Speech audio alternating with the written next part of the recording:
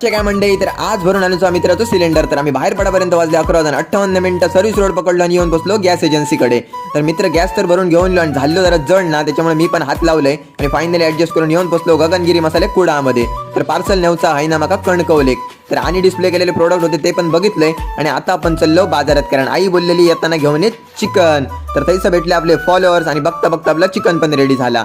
तर आता भाडा येऊन सोडले सिलेंडरचा आणि या पार्सल नेऊन पोहोचवचा कणकवली. तर येताना मित्राकडनं आणले चिरे, कारण माका बनवची होती चूल, ती पण बाहेर. तर पप्पानी गाडी पण धुतल्यानी आणि फायनली आम्ही येऊन पोहोचलो सीएनजी बरोबर. सीएनजी रोल 309 रुपयाचं आणि आपण आता चाललो डायरेक्ट कणकवले. तर जातात एक स्टॉप घेतलो आणि आपणाक भेटले हे काका. हाय, आमच्या गावात तुमचं सर्वांचं स्वागत. मी या गावातला माजी उपसरपंच चंद्रास उर्फ बबली राणे.